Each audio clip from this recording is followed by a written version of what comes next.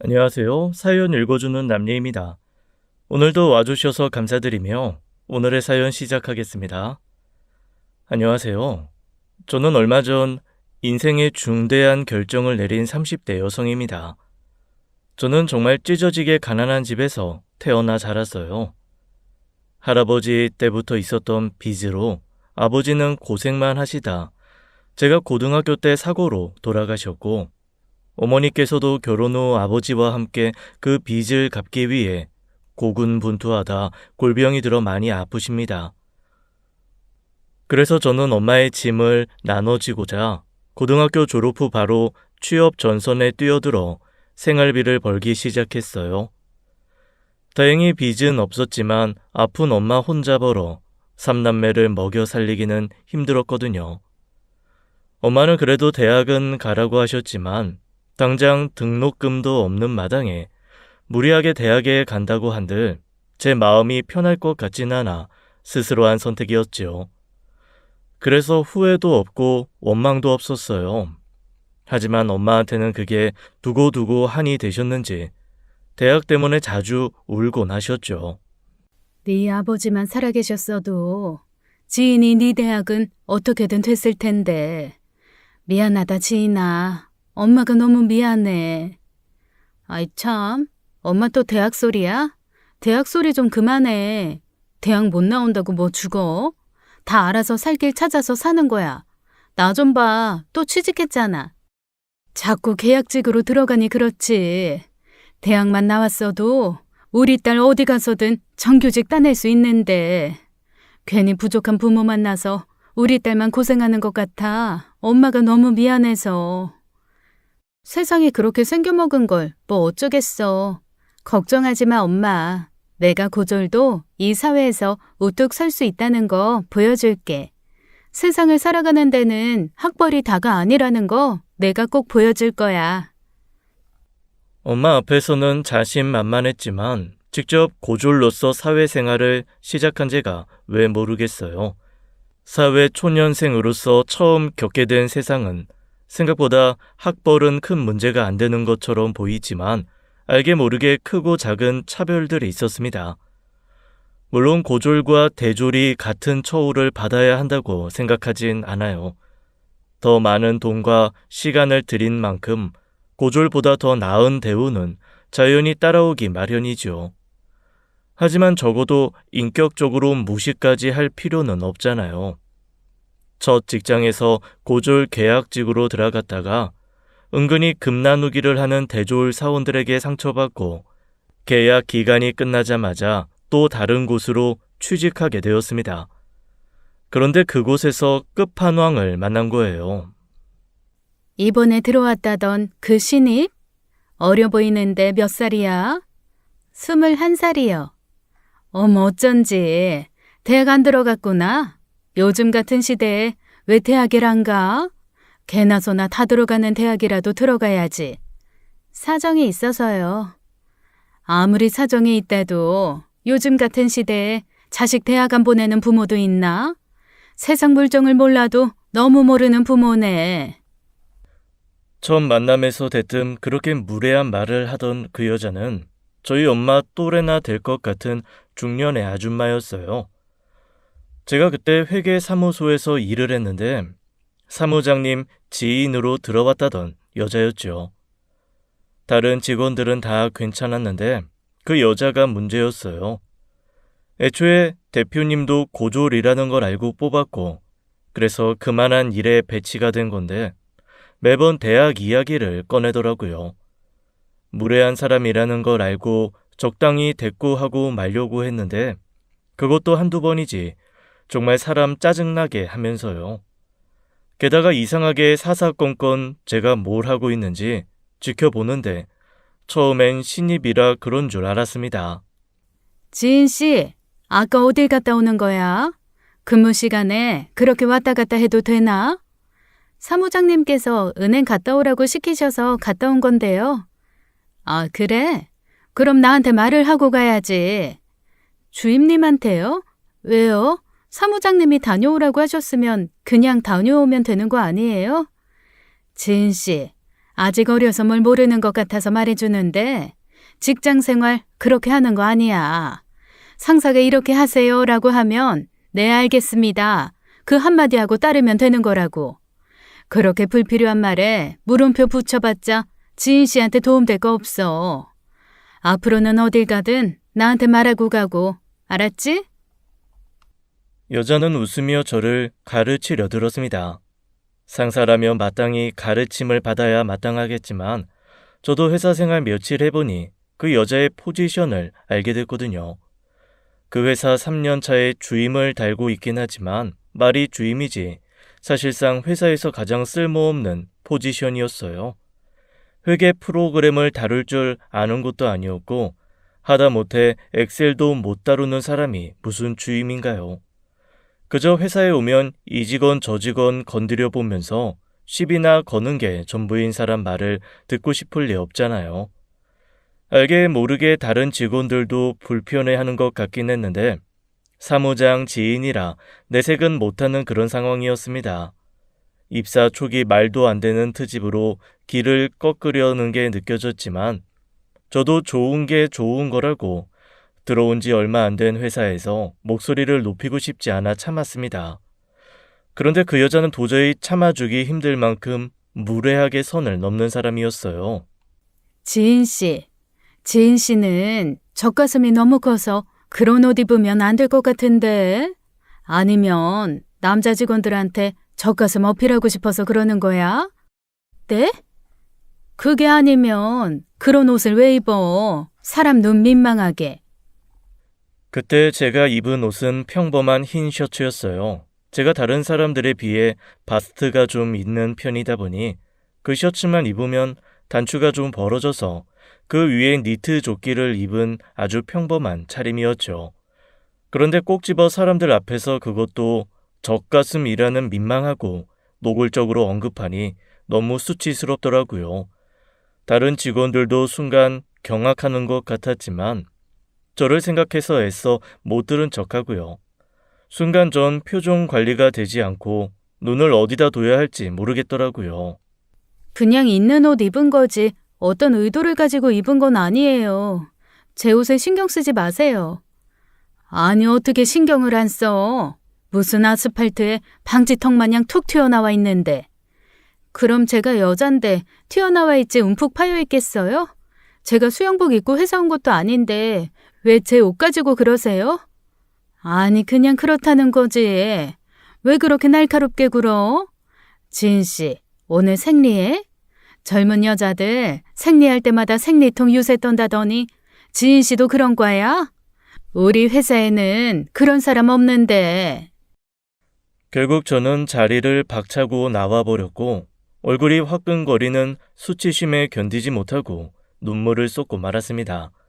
뒤늦게 따라 나온 다른 여직원들이 저를 위로해 주었죠. 어머 지인이 어떡해. 장주임님 표적됐나 봐. 원래 혜진 씨한테 그러더니 요즘 지인 씨 들어오고 나서는 지인 씨한테만 그러잖아. 그러게 말이야. 아유 어쩌냐 지인 씨. 그냥 무시해. 장주임님이 원래 그런 사람이니까 한 귀로 듣고 한 귀로 흘리는 게 최선이야. 그냥 걔가 짖나보다 하고 흘려들어. 어차피 장주임님 말 새겨드는 사람도 없으니까. 다들 그냥 못 들은 척 참으라고 했지만 제 성격이 그렇게 유순하고 만만한 편은 아니었습니다. 어려운 집안에서 장녀로 자란다는 건 부모 대신에 동생들을 위해 나서야 할 때가 많다는 것이었어요. 예의는 지키되 항상 할 말은 하고 살았는데 직장이다 보니 그게 쉽지 않았을 뿐이죠. 그날 제가 운 건 수치심과 분함 때문이었지 울면서 가만히 당해주겠다는 건 아니었어요. 사람이 그런 모습을 보였으면 보통은 내가 좀 과했나 보다 하며 자중하기 마련이잖아요. 그런데 그 여자는 그게 없더라고요. 어느 날은 발목까지 오는 스커트를 입은 날이었습니다. 그런데 갑자기 제 스커트를 거의 허리까지 훌러덩 뒤집으며 그러는 거예요. 아유 더워 죽겠는데 길기도 길다. 아 왜 이러세요? 긴 치마를 안에 속치마도 따로 입지 않고 속옷만 입었는데 회사에서 갑자기 치마 속 맨다리를 보이게 된 저는 너무 놀라 소리쳤습니다. 그런데 그 여자는 뻔뻔하게 제가 유난을 떤다는 듯 그러더라고요. 그러게 누가 그렇게 긴 치마 입고 오래? 나는 이 여름에 긴 머리 치렁치렁 다 풀어 헤치고 다니는 여자들이랑 그렇게 긴 치마 입고 다니는 여자들 이해가 안 되더라. 보는 사람 생각도 해줘야지. 보기만 해도 답답하고 더워 죽겠는데. 주임님 보기에 덥다고 남의 치마를 그렇게 함부로 들쳐요? 아유, 알았어. 별것도 아닌 거 가지고 빽빽 소리 지르네. 다들 있는 자리에서 불편하게. 적당히 해, 적당히. 늘 그런 식이었습니다. 어느 날은 젖가슴 큰 것 좀 보라고 대놓고 가슴을 만지질 않나 엉덩이 한번 만져보겠다고 하는 등 아무리 여자라지만 성희롱을 밥 먹듯이 하는 거예요. 웃긴 건 남자 직원들한테는 안 그러면서 꼭 저나 여직원들은 그렇게 괴롭힌다는 것이었죠. 참다 사무장님께 말씀드렸지만 원래 그런 사람이니 적당히 참으라는 대답을 듣고 결심했습니다. 제가 나서야겠다고요. 그만한 회사는 어디서든 들어갈 수 있는데 굳이 참고 버틸 이유가 없었죠. 나갈 땐 나가더라도 눈에는 눈, 이에는 이, 똑같이 해줘야 속이 시원할 것 같더라고요. 따지고 보면 똑같이 해줘서 문제 생기면 최악의 퇴사지, 인생이 망하는 거 아니잖아요. 그 여자 때문에 미련도 없는 회사, 뭐라도 하자 싶어 그때부터는 저도 막 나가듯 똑같이 한 거예요. 지인 씨, 아무리 남자가 좋다지만 허리 라인이 너무 두드러지는 거 아니야? 그게 무슨 말씀이세요? 말을 알아듣게 하세요. 눈치가 없네. 남자들 보라고 그렇게 허리 라인 드러나는 옷 입는 거 아니냐고. 옷을 입으면 당연히 자기 허리 라인대로 드러나기 마련이죠. 저나 주임님이나 똑같은 바지 입은 건데 주임님은 뱃살이 많아서 배가 그렇게 툭 튀어나온 거고 저는 뱃살이 없어서 들어간 것 뿐인데 그걸 가지고 남자들 보라고 옷을 그렇게 입은 거라고 하시는 거예요? 그 순간 사무실 여기저기서 웃음을 참지 못한 소리가 터져 나왔고 순간 여자가 당황하더라고요. 뭐야? 내가 뱃살이 어디 있다고? 근데 주임님은 바지 사이즈가 어떻게 되세요? 볼 때마다 너무 신기하다. 그 허리에 맞는 바지가 있어요? 아니면 맞춤 제작?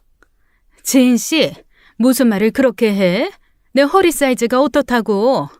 아니 참 기가 막혀서 지금 사람들 다 있는 자리에서 남의 허리 가지고 이러쿵저러쿵 떠드는 거 그거 맞다고 생각해?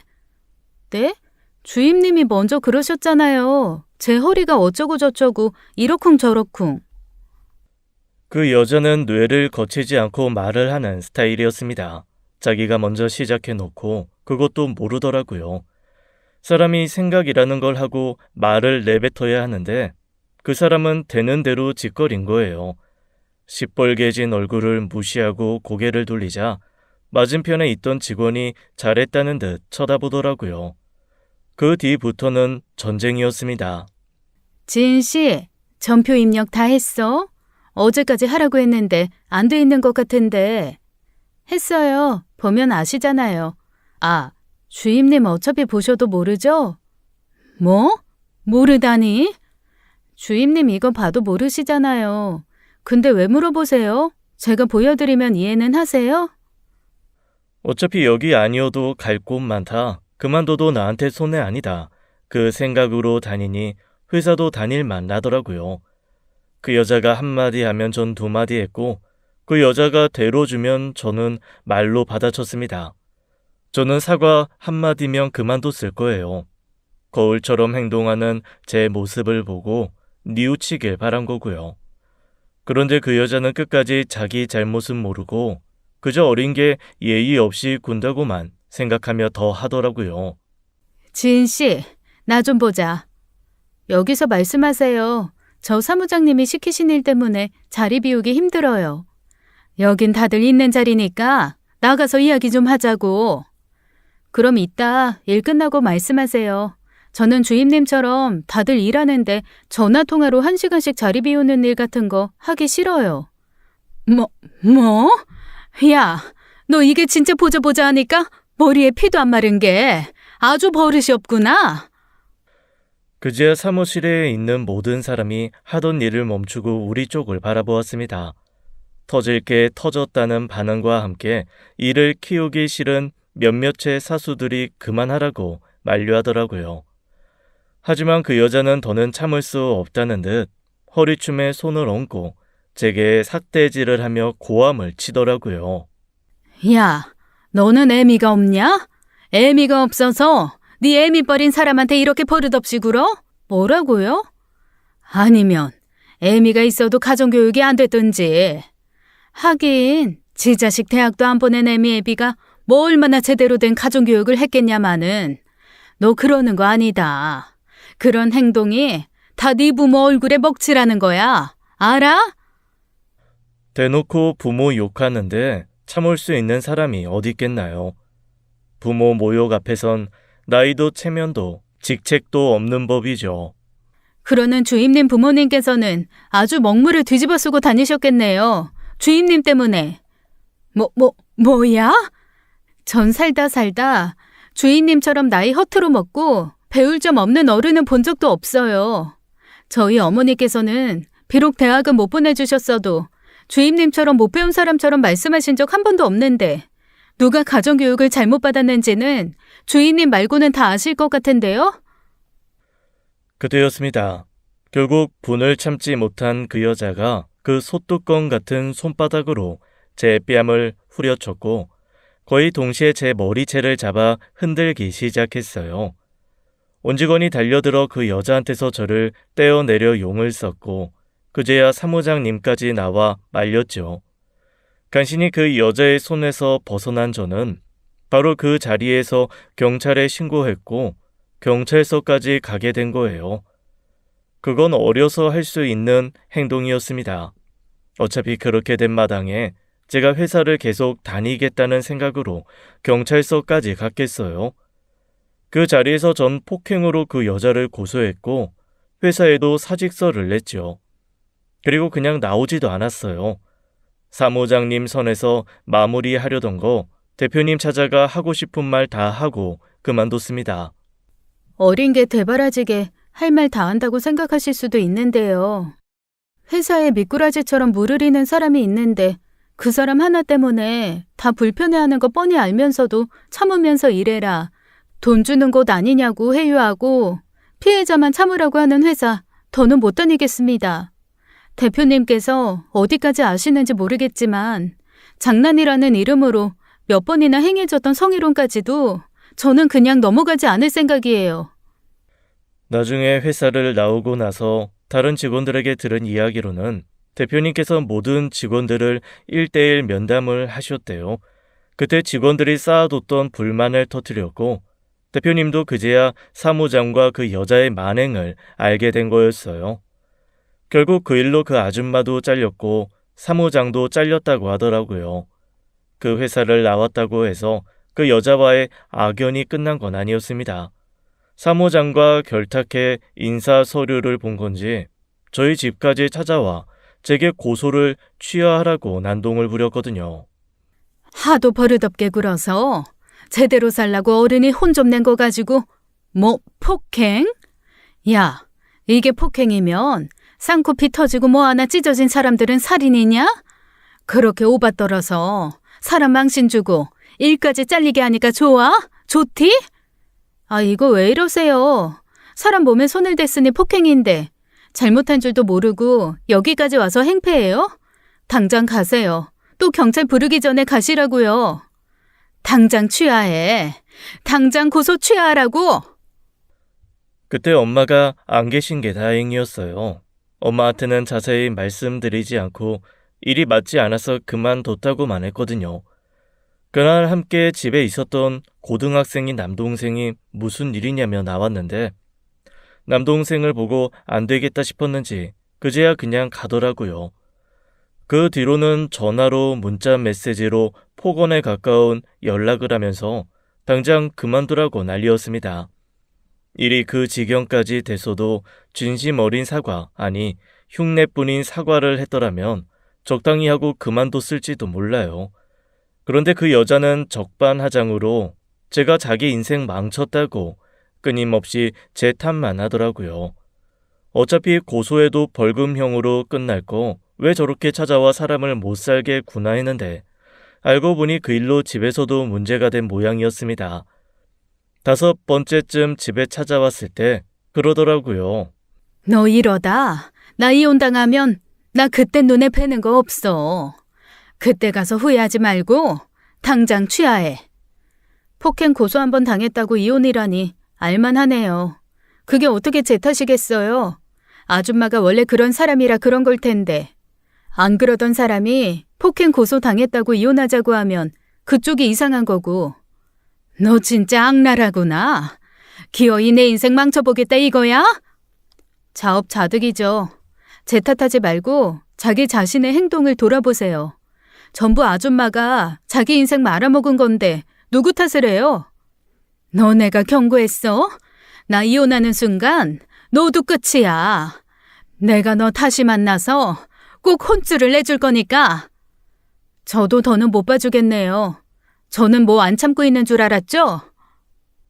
저는 그 길로 또 경찰을 불러 그 여자를 쫓아냈습니다.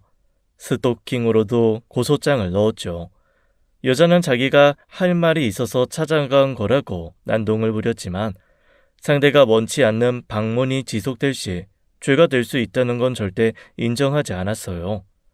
결국 고소장이 들어가고 나서야 그 여자 얼굴 볼 일도 없어졌죠. 제 인생에 그렇게 최악의 인간은 처음이었습니다. 신년 액땜이 아니라 인생 액땜을 한 거라고 생각하고 앞으로는 그런 사람을 만나지 않길 간절히 바랬죠. 하지만 그 여자는 생각보다 더 나쁜 사람이었어요. 잊힌 악연이 될 수 있었는데 다시 내 인생에 나타나 끝까지 자기 무덤을 파더라고요. 어쨌거나 고소로 벌금형이 선고되었다는 소식을 듣게 된 후 어느 날이었습니다. 전 회사 대표로부터 연락이 온 거예요. 잠깐 시간 좀 내주었으면 좋겠다는 말에 나갔더니 대표님께서 허리를 숙여 사과하더라고요. 몰랐다는 말은 변명받게 되지 않으니 하지 않을게요. 이런 일이 있을까봐 사원들 전부 내 손으로 뽑았는데 장성자는 사무장 부탁으로 특별히 데려온 사람이었거든요. 사무장 믿고 별 문제 없을 거라고 생각했었는데 너무 일 핑계로 사원들 못 챙긴 것 같아 미안하네요. 법의 힘을 빌린 만큼 문제 있다는 걸 인지하지 못했던 거 진심으로 사과할게요. 아니에요. 바쁜 대표님께서 어떻게 그런 일까지 일일이 알겠어요. 전 사무장님한테 말씀드리면 대표님도 자연히 알 거라고 생각했었는데 사무장님이 그분과 완벽하게 한패였을 거라곤 생각지도 못했어요. 저도 이 일로 많이 배웠고 괜한 무리를 일으킨 것 같아서 대표님께도 죄송합니다. 이렇게 따로 사과해 주셔서 오히려 감사해요. 다른 직원들한테 물어보니 지은 씨가 일을 꽤 잘했다고 하더라고요. 사무장이랑 장성자 씨가 없다고 해서 돌아와 달라고 하는 건 양심 없는 일 같고 대신 내가 아는 사람 회사에 지은 씨 추천 좀 하려는데 어때요? 아직 일 구한 거 아니면 거기로 가봐요. 하던 일도 비슷해서 업무 때문에 적응하기 힘들진 않을 거예요. 생각지도 못하게 대표님의 배려 덕분에 더 좋은 조건의 직장에 입사할 수 있게 된 거예요. 어떻게 보면 낙하산으로 계약직도 아닌 정규직이 된 셈이었지만 고졸 포지션이라 그런지 다른 직원들도 별로 개의치 않는 것 같았습니다. 덕분에 빠르게 일 처리를 찾아 회사에 적응할 수 있었어요. 다행히 그곳은 그 여자처럼 무례한 직원들이 없었고 좀 무난한 회사 생활을 할 수 있었죠. 그러다 우연히 고객으로 만난 남자와 연애도 하게 된 거예요. 처음엔 고객이라는 이유로 거리를 뒀는데 꾸준히 찾아와 그야말로 물량 공세, 애정 공세를 퍼부었습니다. 더운 날엔 커피 사다 주고 추운 날엔 앞에서 기다렸다가 퇴근하는 제 주머니에 따뜻한 캔커피 넣어주면서요. 부담스럽다, 고객이랑 연애한다는 이유로 직장에 밉보일까봐 걱정된다고 거절도 했지만 여러 달 꾸준한 모습을 보이는 남자친구에게 넘어간 겁니다. 소개팅과 짧은 연애 2번이 전부였던 저에게 왜 저렇게 잘해주나 싶을 정도로 과분한 사랑을 주는 사람이었어요. 그래서 저도 마음을 열게 되었고 저희 집안 사정까지 오픈하게 된 거예요. 사실 나 연애할 만큼 여유 있는 사람은 아니야. 엄마는 아프셔서 주기적으로 병원 다니셔야 하고 이제 대학생 된 동생이랑 아직 고등학생인 동생도 있고. 그랬구나. 그래서 지인이 네가 그렇게 책임감이 강한 거였어.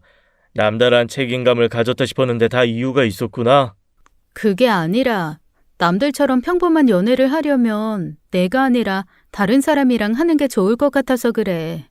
마음 더 깊어지기 전에 정리가 필요하면 정리하는 게 좋겠다는 생각에서 말하는 거야. 남들처럼 평범한 연애가 뭔데. 지금처럼 일 끝나면 만나서 영화도 보고 저녁도 먹는 데이트 정도는 할 수 있잖아. 집에 들어가는 돈 때문에 그러는 거면 내가 다 부담할 수 있어. 그건 아니지만 그냥 미래를 함께하기 힘든 사람이라는 걸 이야기하고 싶은 거야. 지안아, 우리가 나중에 어떻게 될지는 모르겠지만 그건 우리가 지금 헤어져야 하는 이유가 되지 않는다고 생각해. 너는 그렇게 동생들이랑 엄마, 네 가족들을 위해서만 살 거야?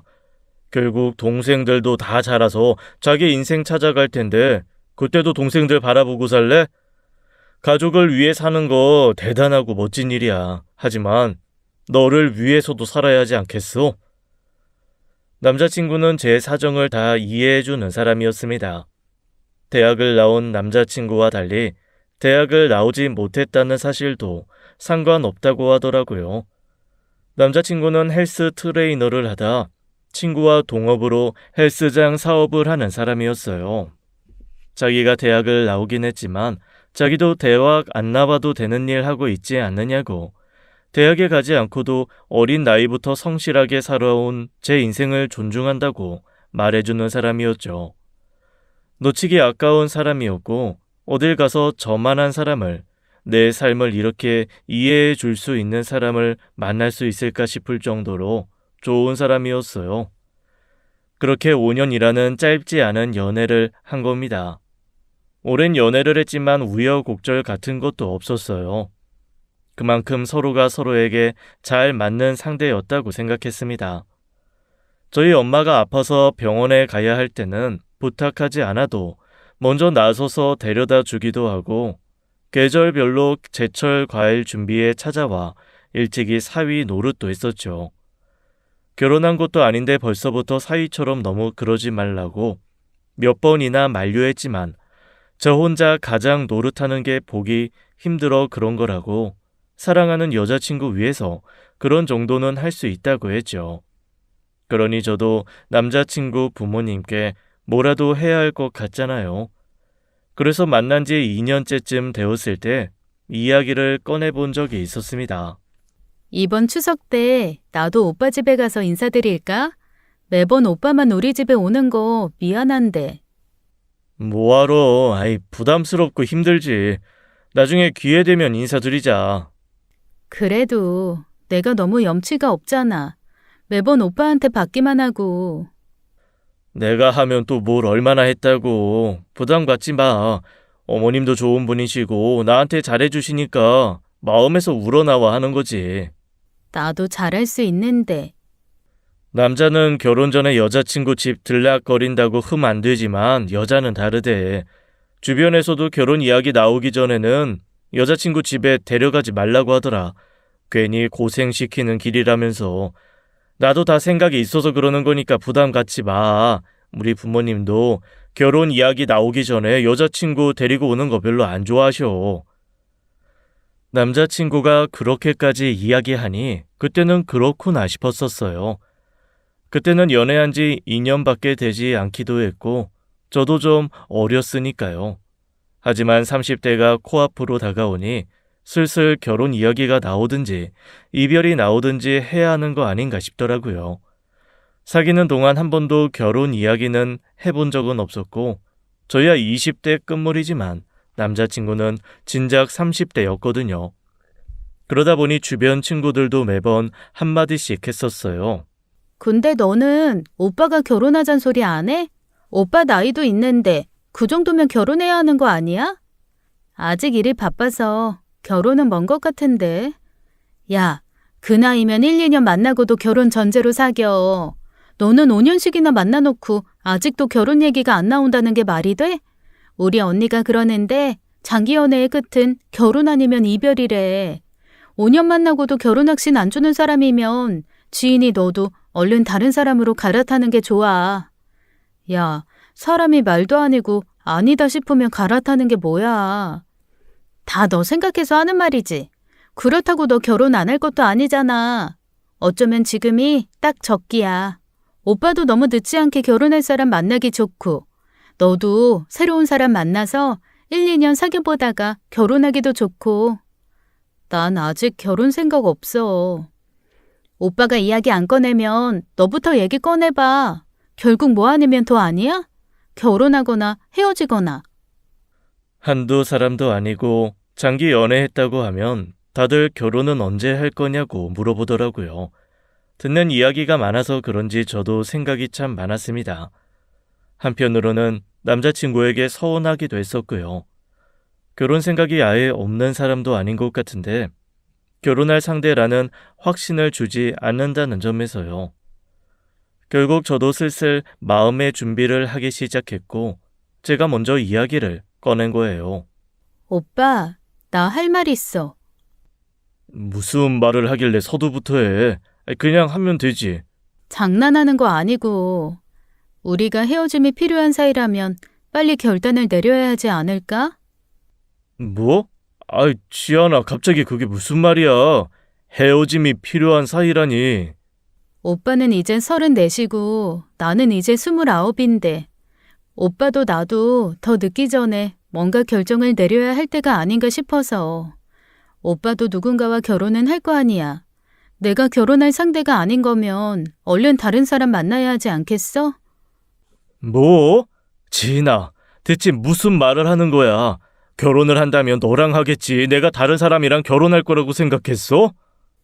나랑 결혼한다고? 그런 말 없었잖아. 오빠 나이도 있는데 앞으로 어떤 계획이 있는지 한 번도 나랑 미래 계획에 대해서 이야기한 적도 없었고. 그거야.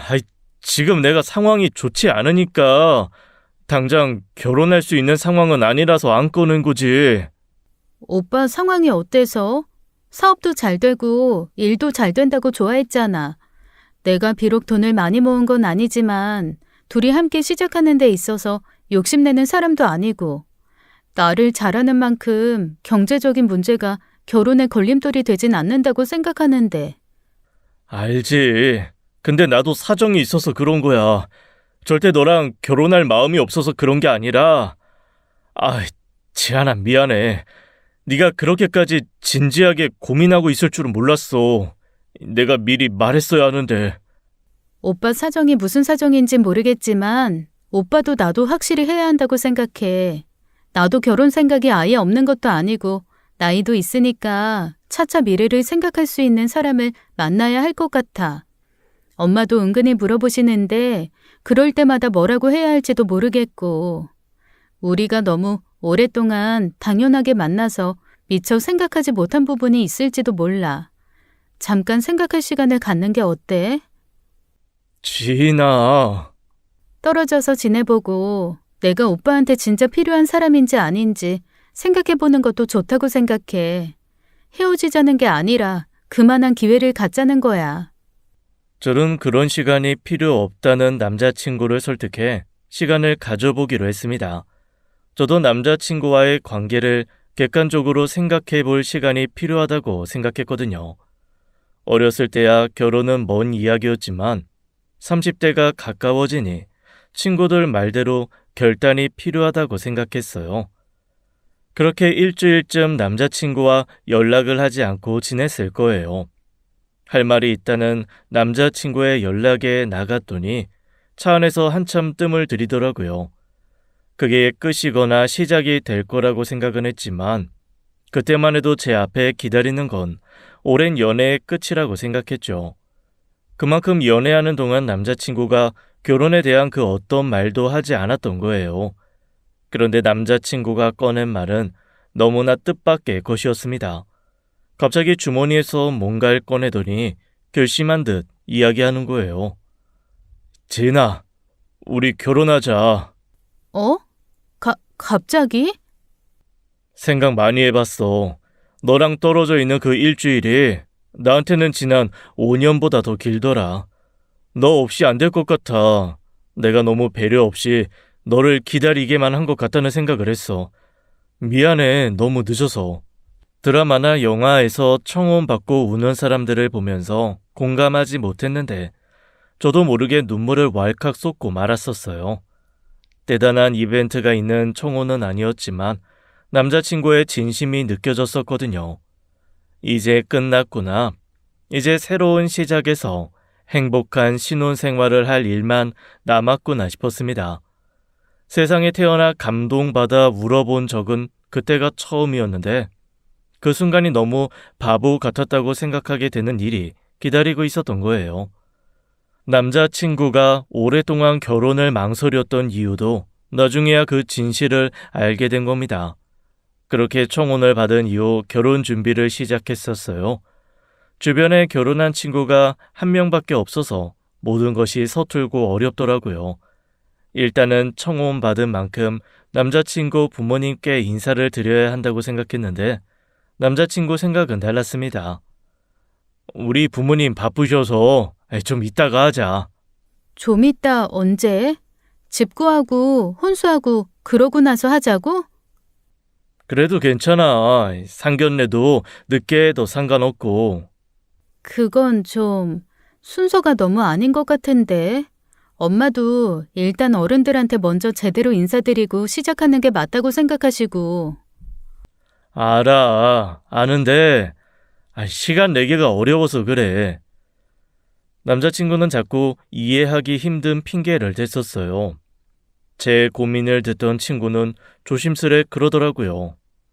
지인아, 오빠 설마 유부남 아니야? 뭐? 야, 말도 안 되는 소리. 우리가 몇 년을 만났는데. 야, 그 몇 년 만났는지 그게 중요한 게 아니야. 사람이 작정하고 속이면 유부남이 대수냐? 깜빵 갔다 오는 것도 속이지. 야, 왜 그래, 불안하게. 이상하잖아. 한두 해 사귄 것도 아닌데. 아직도 남자친구 부모님 한 번 안 봤다는 것도 이상하고. 며느리 노릇했어야 한다는 게 아니라 적어도 한 번은 식사 정도는 할 수 있었던 거 아니야? 거기다 결혼 얘기가 나왔는데도 자꾸 미루는 게 보통 이유가 아니고서야 말이 안 되지. 아무리 바빠도 며느리 될 사람 얼굴 보는 게 힘들어? 그렇지. 한지인, 너 똑순이야. 5년 연애, 결혼 얘기 없으면 헤어지자 했던 거 포부로 밀어붙이라고.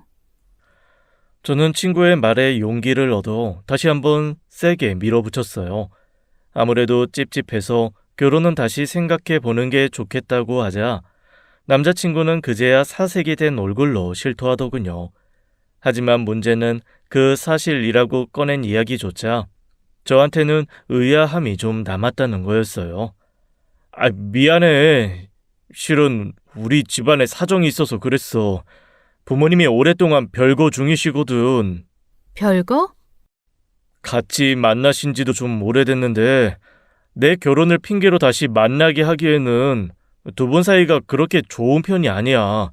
따로따로 인사드린다고 해서 결혼식도 따로 할 수 없는 건데 아무튼 내가 설득하는데 시간이 좀 필요했어. 그런 거면 진작 말해줬으면 좋았잖아. 내가 이해 못해줄 사람도 아닌데. 우리 집도 엄마 혼자고. 너랑은 좀 사정이 다르다고 생각했지. 미안해. 내가 얼른 부모님 설득해서 상견례 날짜 잡아볼게. 그제야 뭔가 일이 잘 되려나 싶었습니다. 며칠 뒤 남자친구가 정말로 상견례 날짜를 잡아왔거든요. 그런데 그건 제가 닥칠 엄청난 위기의 시작일 뿐이었고 진실을 교묘하게 위장한 거짓이었죠.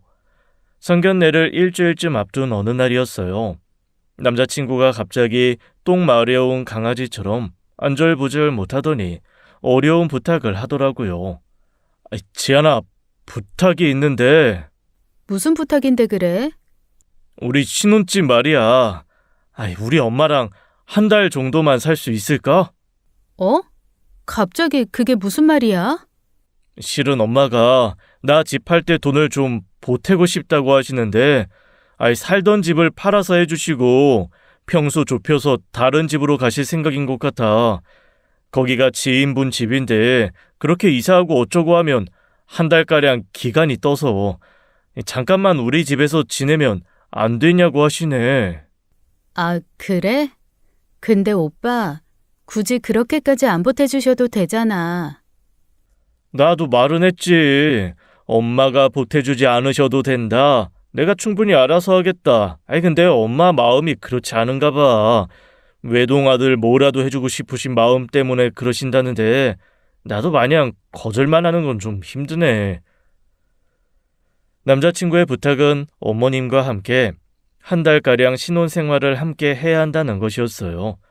그것도 집 문제로요. 하지만 저는 굳이 그렇게까지 해야 할 필요성을 못 느끼게 했더라고요. 애초에 저는 집에 대한 욕심도 없었습니다.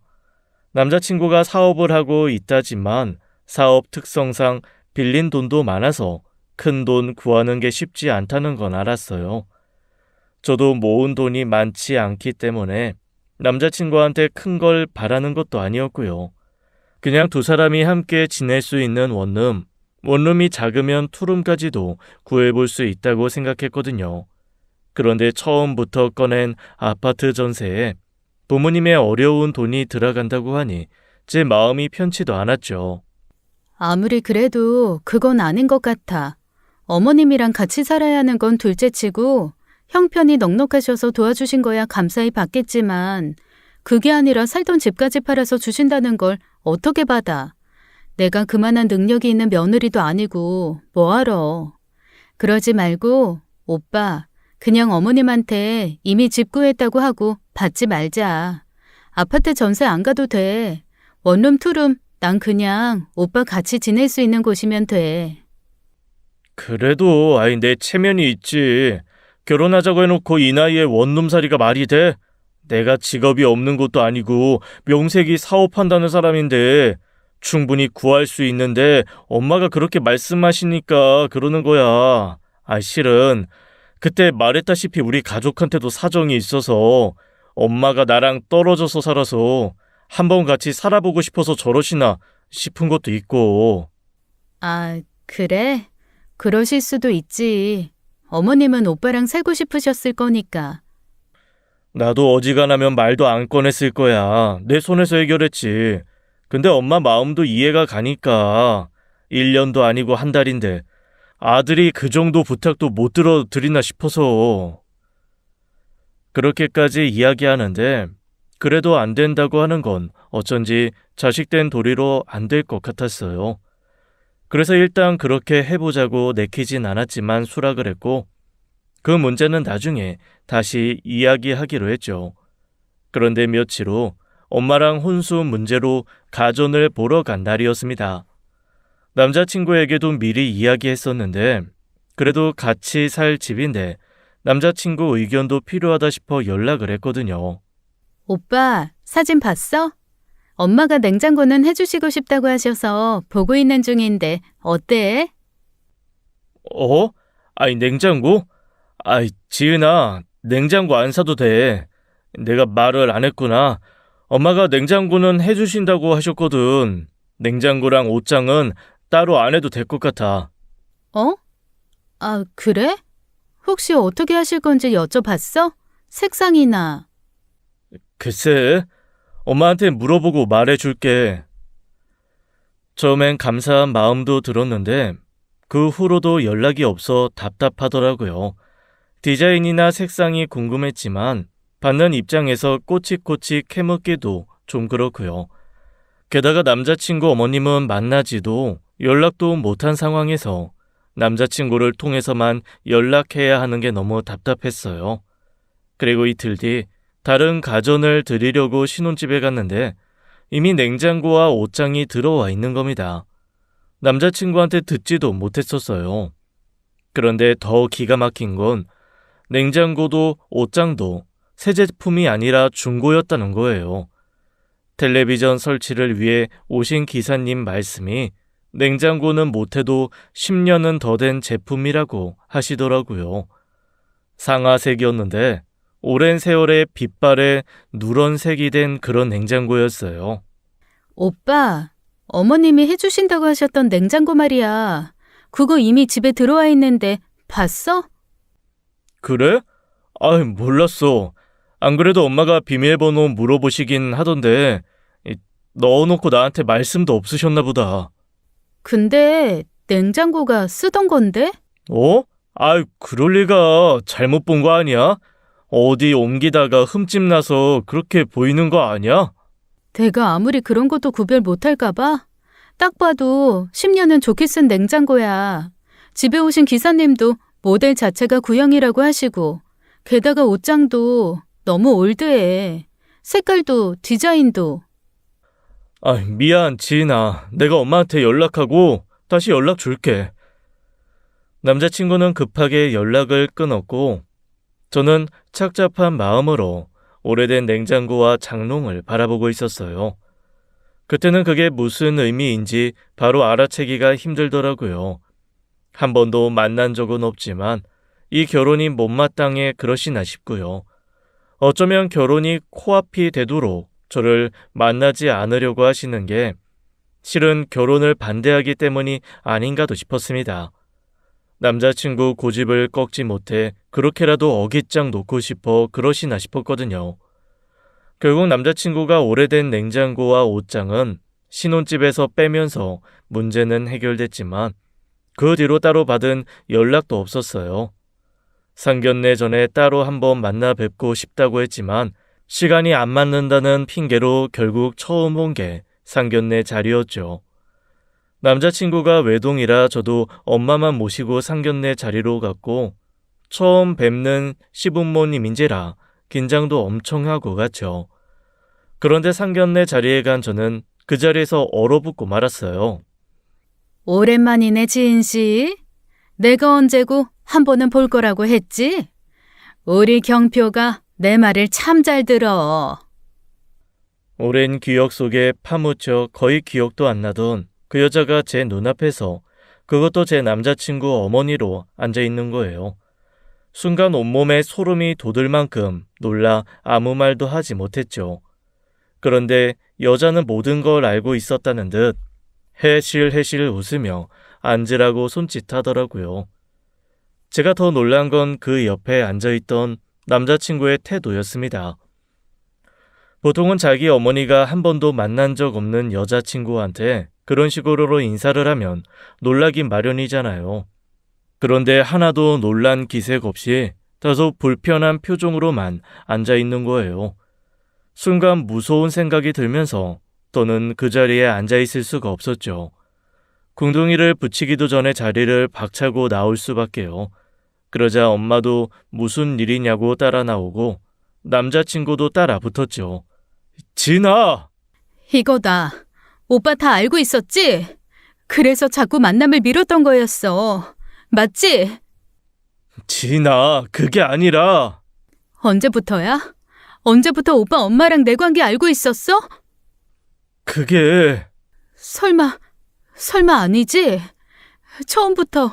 처음부터였던 거 아니지? 믿을 수 없다는 제 표정에도 남자친구는 대답을 하지 못했습니다. 그러니까 남자친구는 처음부터 저와 그 여자 관계를 알고 있었던 거예요. 정확히는 그 여자가 저한테 자기 아들을 붙인 거였습니다. 처음엔 엄마 부탁이었어. 웬 정신 나간 여자 때문에 고소당해 힘들어하는 엄마 보기도 힘들었고 그것 때문에 아버지랑 이혼한 걸 보고 나도 복수하고 싶은 마음에 시작한 건 사실이야. 뭐라고? 정말로 5년 전부터 이 모든 게 5년 전부터 시작된 일이라는 거야? 하지만 진심이 아니었던 건 아니야. 엄마 말만 믿고 너한테 접근해서 너를 알게 된 후로는 엄마 말이 틀렸다는 걸 알았어. 그래서 엄마한테도 1년도 안 돼서 헤어졌다고 거짓말했었고, 그래서 결혼이 늦어질 수밖에 없었어. 우리 관계를 엄마한테 어떻게 설명해야 할지도 모르겠고, 너한테도 어디서부터 어디까지 솔직해야 할지도 몰라서. 기가 막혀 정말. 어떻게 사람을 얼마나 등신천치로 봤으면 그런 짓을 해. 어쩔 수 없었어. 나도 첫 단추를 잘못 꿰인 거 인정할게. 하지만 그 뒤로는 하루도 진심이 아닌 적이 없었어. 싸가지도 개념도 없다는 엄마 말과 다르게 너는 책임감도 강하고 예의도 바르고 인간 대 인간으로서 존경할 만한 부분도 있었다는 것도 다 진심이었다고. 그걸 어떻게 믿어? 지금 이 상황에 나보고 그 말을 믿으라고? 무서워. 정말 소름 끼칠 정도로 무서워. 어떻게 그걸 숨기고 지금까지 5년이 넘는 시간 동안 사람을 기만할 수가 있어? 남자친구는 급기야 그 자리에서 무릎을 꿇었습니다. 그 뒤로 그 여자와 남자친구의 아버지까지 나와 무슨 일인가 싶어 쳐다보고 있었어요. 같이 살자는 건 뭐야? 다 알면서 저 여자랑 한 달 동안 같이 살자고 했던 건 뭐였어? 그게 결혼하고 싶어서 엄마랑 딜했어. 엄마는 절대 안 된다고 반대하는데. 그때였습니다. 잠자코 듣고 있던 그 여자가 끼어들어 그러는 거예요. 내가 가지고 놀다가 버리라고 했지. 누가 진짜 결혼까지 하랬어? 어이구, 내가 이렇게 될 줄은 몰랐지. 그래도 지인 씨, 내가 허락했어. 고맙지 않어? 내가 내 아들한테 져줬는데 대신 딱 한 달만 달라고 했지. 내가 분이 안 사라지니까 한 달만 복수할 기회를 달라고 해서 얻은 기회거든. 뭐라고요? 복수요? 아니야. 일단 엄마 설득하려고 그렇게 하자고 했지만 내가 다 막아줄 생각이었어. 같이 살면서 엄마 때문에 상처받을 일 없게 내가 다 막을 생각이었다고. 너랑 엄마 인연 모르는 건 아니지만 나한테도 엄마는 엄마잖아. 그래서 나도 중립 외교같이 그렇게 해볼 생각으로. 웃긴다 진짜. 중립? 진짜 어이가 없어서. 비켜. 더는 할 말 없으니까. 예, 유경표. 당장 일어나지 못해? 그깟 여자애가 뭐라고 거기서 빌빌거리고 있어? 고졸에 편부모 가정에 가장처럼 자라내 며느리로 들이겠다고 한 내 결심이 잘못된 거지. 얼른 못 일어나? 네가 하라고 하는 대로 할게. 평생 같이 살면서 사죄하며 살게. 내가 생각이 짧았어. 엄마랑 인연 끊으라고 하면 인연도 끊을게. 나 너랑은 못 헤어져. 우리가 어떻게 헤어져? 우리가 함께한 세월이 얼만데. 그 함께한 세월 5년을 죽도 밥도 아닌 것처럼 만든 사람이 바로 오빠야. 오빠는 처음부터 돌이킬 수 없는 강을 건넌 거야. 그 어떤 말로도 변명이 안 돼. 비켜. 꼴도 보기 싫으니까. 그때는 남자친구가 원망스럽다기보다는 무서우면서도 너무 안타까웠어요. 저희가 사랑했던 그 기간까지도 거짓이었다고 말하고 싶지 않았으니까요. 애써 눈물을 참으며 남자친구를 지나치려는데 갑자기 우악스러운 손길이 제 손목을 잡아챘습니다. 억지로 몸을 돌려 바라보니 그 여자가 눈에 불을 켜고 달려들 것처럼 저를 노려보는 거예요. 야, 모양새가 좀 이상하지 않니? 무릎 꿇고 빌어야 하는 건 넌데 네가 뭔데 내 아들을 이딴 취급을 해? 당장 꿇지 못해? 결혼하게 해달라. 지난번 일은 잘못했다. 큰 실수했다. 당장 무릎 꿇어. 엄마! 미쳤어요? 예나 지금이나 인간적으로 예의 없는 건 여전하시네. 적어도 제가 만난 오빠한테서는 그런 모습 본 적이 없는데. 오빠가 불쌍해요. 당신 같은 사람을 엄마로 뒀다는 게. 이게 미쳤나? 그 순간 여자는 다시 한번 손을 휘둘렀습니다. 하지만 내게 미치기도 전에 남자친구에게 가로막히고 말았죠. 남자친구는 무서운 얼굴로 제 엄마의 양쪽 손목을 잡고 안간힘을 쓰고 있었어요.